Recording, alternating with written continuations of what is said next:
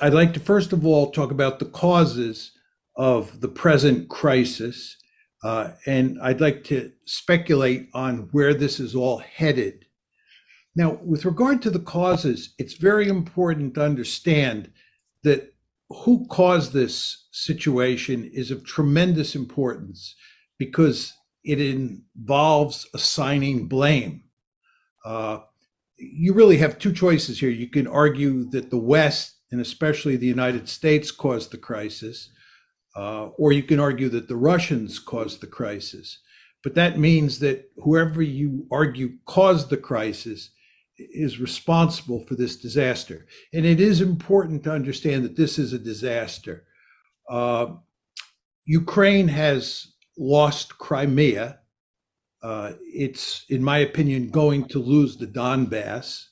And the only interesting question to me at this point is whether it's also going to lose more territory in the eastern part of its country. Uh, Furthermore, Ukraine's economy is wrecked. Its cities are in the process of being wrecked. The international economy is going to be badly affected by these events as they go on.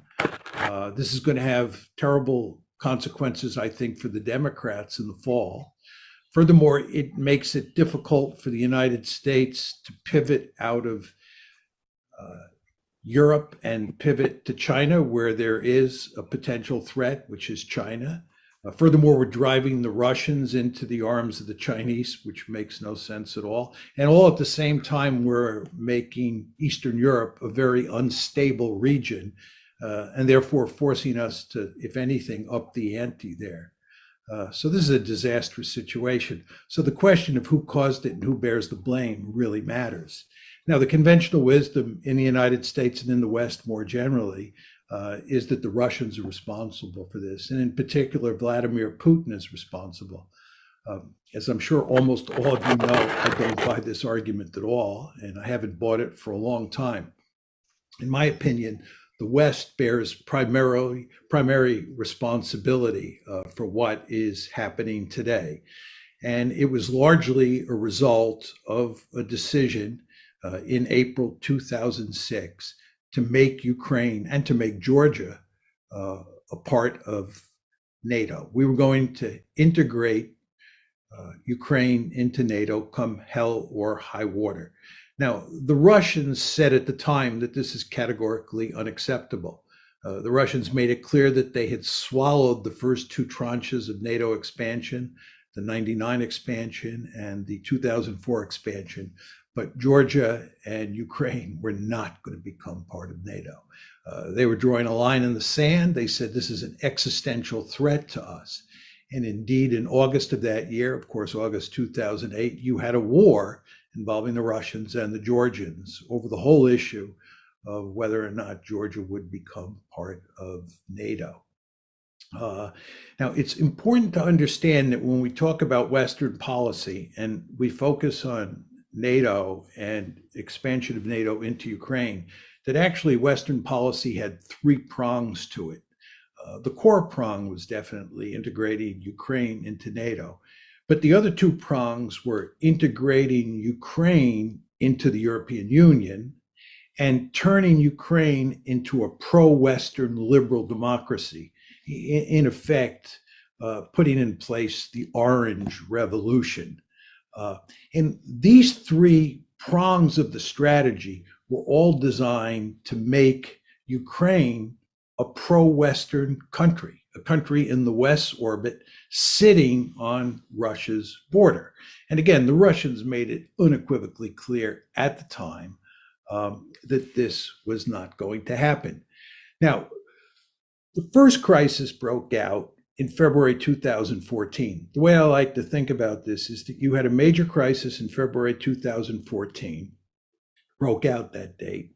Then you had a major crisis breaking out in December of last year, that's December 2021, and on February 24th of this year, the war started. Now, what about this crisis in February of 2014, February 22nd to be exact? It was precipitated in large part by a coup that was supported by the United States that took place in Ukraine and resulted in a pro-Russian leader, President Yanukovych, being overthrown and being replaced by a pro-American prime minister. The Russians found this intolerable. At the same time, they were debating with the West and with the Ukrainians over EU expansion. And always in the background at that point in time was NATO expansion. This blew up, and it had two consequences. One is that the Russians, in effect, took Crimea away from Ukraine for themselves. They had no intention of ever letting Sevastopol become a NATO state. And the second thing that happened is that the Russians helped foster a civil war in eastern Ukraine. And of course, that civil war festered well after 2014. But the crisis really blew up in 2014. Then, starting about mid-year, and really heating up at the end of last year, I would say in December 2021, was a second major crisis. And the question is, what caused this crisis? And in my opinion, it was caused largely by the fact that Ukraine was becoming a de facto member of NATO. It's commonplace in the West, especially in Washington these days, to say that Ukraine had nothing to fear regarding, the United States had nothing to fear. Russia had nothing to fear regarding Ukraine becoming part of NATO. And Russia had nothing to fear because NATO was doing nothing to move forward Ukraine's incorporation into NATO. I think in a de jure sense, that's absolutely correct. But in a de facto way, that's wrong. What we were doing was we were arming the Ukrainians. And you want to remember, it's President Trump in December of 2017 who was under great pressure, who decided to arm the Ukrainians. So we were arming the Ukrainians, we were training the Ukrainians, and we were forming ever closer diplomatic ties with the Ukrainians. And this spooked the Russians. It especially spooked the Russians in the summer of last year when the Ukrainian military used drones against Russian forces in the Donbass region. It especially spooked the Russians last summer when the British drove a destroyer through territorial waters, Russian territorial waters in the Black Sea. It especially spooked the Russians in November when we were flying bombers within 13 miles of the Russian coast. So all these events, coupled with this de facto bringing of Ukraine into NATO, pushed the Russians to what Sergei Lavrov said was the boiling point. You know, Lavrov was asked in January why the Russians had reached this point and why we were in the midst of a crisis. And he said, Lavrov said in January, we had reached our boiling point. First expansion of NATO, second expansion of NATO, and then all of these events associated with Ukraine. The Russians had had it. So you had a crisis of massive proportions, which of course resulted on February 24th in the Russians invading Ukraine. And we are now in the midst of a real war. This is not just a civil war in eastern Ukraine, which is what we had before February 24th. We now have a real war. So this brings us to the question of what is the conventional wisdom on this subject, and how do I think about the opposing argument? The opposing argument is that this has nothing to do with NATO expansion. It's really quite remarkable. When you listen to people in the administration speak, and when you read editorials in the Washington Post, words like this are spoken. This has absolutely nothing to do with NATO expansion. I don't know how anybody can say that. The Russians have been saying since April 2008, that this is all about NATO expansion, that NATO expansion into Ukraine is an existential threat to them. But Americans simply refuse to believe that. Not all Americans, but many Americans, and certainly the policy elite in this country. And instead, what they have done is they've created a story that it is not American policy. It's not NATO expansion that's driving this train. Instead, it's Vladimir Putin. And it's the fact that Vladimir Putin is either bent on recreating the Soviet Union or he's interested in creating a greater Russia. But whichever one of those two outcomes you take, he is ultimately an expansionist. He's on the march. And thank God we expanded NATO, because if we hadn't expanded NATO, he'd probably be in Berlin by now, if not Paris. This is the basic argument. He is an aggressor. There are a number of problems with that argument. First of all, before February 22nd, 2014, nobody was arguing that he was aggressor. Nobody was arguing that NATO expansion was required for the purposes of containing Russia before February 22nd, 2014. We didn't think he was a problem. And in fact, when the crisis broke out on February 22nd, 2014, we were actually shocked. If you go back and look at the newspapers at the time, the Obama administration was caught with its pants down. Why? Because they didn't think that that the Russians were aggressive.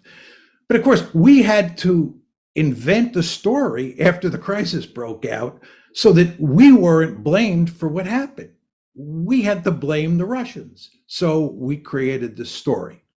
Second reason you want to doubt this is that Putin has never said that he is bent on recreating the Soviet Union, or he's bent on creating a greater Russia. He's never said he was bent on conquering Ukraine and integrating it into Russia. There's no question that in his heart, he thinks that it would be appropriate for Ukraine to be part of Russia. In his heart, he's made it clear he'd love to bring back the Soviet Union. But he's also explicitly said that in his head, he fully understands that this is a bad idea. So if you look at what he said, there's no reason to think he's bent on recreating the Soviet Union or creating a greater Russia. To take this a step further, he doesn't have the capability. He doesn't have the capability for two reasons. First of all, he doesn't have a big enough military. This is a country whose gross national product is smaller than Texas's, right? This is not the former Soviet Union in its heyday. Furthermore, the Russians understand that occupying countries or occupying territory in Eastern Europe is a prescription for big trouble. Most of us on this call are old enough to remember the Cold War and all the trouble that the Soviets had. Think East Germany, 1953, Hungary, 1956, Czechoslovakia in 1968, constant trouble with the Poles. And one could argue that the Romanians and the Albanians were the biggest pain in the necks they ever faced. The Russians are surely sophisticated enough to know that not only do they not have the capability, but that occupying Ukraine, occupying the Baltic states would be like swallowing a porcupine. This would be crazy. So I think there's hardly any evidence to support that. And the final point I'd make is if you look at what the Russians are doing militarily in Ukraine at the moment, it does not look like they're bent on conquering the country and occupying it and integrating it into a greater Russia. But anyway, here we are. And I think everybody is very interested in the question of where we go from here. So let me say a few words about that. First of all, let me start with US policy. US policy is to double down. That's what we're going to do. This is what we did after 2014. Instead of reevaluating and saying maybe NATO expansion is not such a good idea, we went in the opposite direction. This is why I'm telling you that by 2021, the Russians understood that we were turning Ukraine into a de facto member of NATO. They understood that. So what we did after 2014 is double down, and what we're going to do now and what we're doing now is doubling down. And what does that mean? We're encouraging the Ukrainians to resist. We're not going to fight for them, you understand? We're going to fight to the last Ukrainian, but we're not going to do any of the fighting. They're on their own in that regard. But we're going to arm them and do what we can to train them at this late date and hope that they can hang in there and duke it out with the Russians. And nobody believes they're going to defeat the Russians, but maybe you'll get a stalemate. Now, the question you have to ask yourself, this is really the key question, is what are the Russians going to do, right? It seems to me that a lot of people in the West think that if the Ukrainians provide enough resistance, the Russians will roll over and play dead. Or maybe Vladimir Putin will throw his hands up, he'll surrender, he'll say, this was all a bad idea, I regret doing it. Or maybe there'll be a coup in Moscow, he'll be overthrown, and they'll bring in leaders who will work out a deal with us, and Ukraine will live happily ever after, we will live happily ever after, and the Russians will be chastened. I've spent my entire adult life studying great power politics. I know a lot about great power politics. This is not the way the world works, and it is certainly not the way the Russians work. You want to understand, going back to what I said about the April 2008 decision, the Russians said at the time, this is an existential threat. This is an existential threat, right? So even before the current war, Ukraine becoming part of NATO was viewed as an existential threat. Now you're talking about a situation where you defeat the Russians in Ukraine. This is a much worse outcome for the Russians than what happened in April 2008, and a much worse outcome than what happened in February 2014. And the Russians are not going to roll over and play dead. In fact, what the Russians are going to do is they're going to crush the Ukrainians. They're going to bring out the big guns. They're going to turn places like Kiev and other cities in Ukraine into rubble. They're going to do Fallujahs. They're going to do Mosuls. They're going to do Grozny's. You know what happened in World War II when the United States was faced with the possibility of having to invade the Japanese home islands in early 1945. The idea of invading the Japanese home islands after what happened at Iwo Jima and then later what happened in Okinawa really spooked us. So you know what we did? We decided to burn Japanese cities to the ground starting on March 10th, 1945. We killed more people the first night we firebombed Tokyo than we killed at either Hiroshima or Nagasaki. And we were systematically burning Japanese cities to the ground. Why? Because we did not want to invade the Japanese main islands. When a great power feels threatened, the Russians are going to pull out all stops in Ukraine to make sure that they win. And then there's the nuclear dimension to this. The Russians have already put their nuclear weapons on high alert. This is a really significant development because what they were doing was sending us a very powerful signal as to how seriously they take this crisis and what's going on. So again, if we start winning and the Russians start losing, you want to understand that what we're talking about doing here is backing a nuclear-armed great power that sees what's happening as an existential threat into a corner. This is really dangerous. Go back to the Cuban Missile Crisis. I don't think that what happened in the Cuban Missile Crisis was as threatening to us as this situation is to the Russians. But if you go back and look at how American decision makers thought at the time, they were scared stiff. They thought that Soviet missiles in Cuba was an existential threat. And they were willing, many of Kennedy's advisors, to use our nuclear arsenal against the Soviet Union. That's how serious great powers get when they think they face existential threats. So in my opinion, we are in a very dangerous situation. I think the likelihood of nuclear war is very small, but the likelihood doesn't have to be high for me to be really scared because of the consequences associated with nuclear use. So we better be extremely careful here regarding what we do in terms of pushing the Russians into the corner. But again, I'm not sure that's going to happen, because I think what's going to happen here is that in a competition between us and the Russians will win. Now you're saying to yourself, why is he saying that? I think that if you think about this, you want to think about who has the greater resolve, right? Who really cares more about this situation, the Russians or the Americans? The Americans do not care that much about Ukraine. The Americans have made it clear they are not even willing to fight and die for Ukraine. So it's not that important to us. For the Russians, they have made it clear it's an existential threat. So the balance of resolve, I believe, favors them. So as we walk up the escalation ladder moving forward, my guess, and it's just my guess, is that the Russians will prevail, not the Americans, and the Russians will prevail because the balance of resolve favors them. Now, the question is, who loses this war?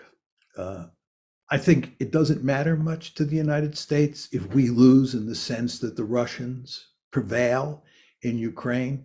I think the real losers in this war are the Ukrainians. And I think what's happened here is we have led the Ukrainians down the primrose path. We have pushed very hard to encourage the Ukrainians to want to become part of NATO. We have pushed very hard to make them part of NATO. We have pushed very hard to make them a Western bulwark on Russia's borders, despite the fact the Russians made it clear that this was unacceptable to them. We, in effect, and here I'm talking about the West, we took a stick and we poked the bear in the eye. And as you all know, if you take a stick and you poke a bear in the eye, that bear is probably not going to smile and laugh at what you're doing. That bear is probably going to fight back. And that's exactly what's happening here. And that bear is going to tear apart Ukraine. That bear is in the process of tearing apart Ukraine. And again, we go back to where we started. Who bears responsibility for this? Do the Russians bear responsibility for this? I don't think so. There's no question the Russians are doing the dirty work. I don't want to make light of that fact. But the question is, what caused the Russians to do this? And in my opinion, the answer is very simple: the United States of America. Thank you.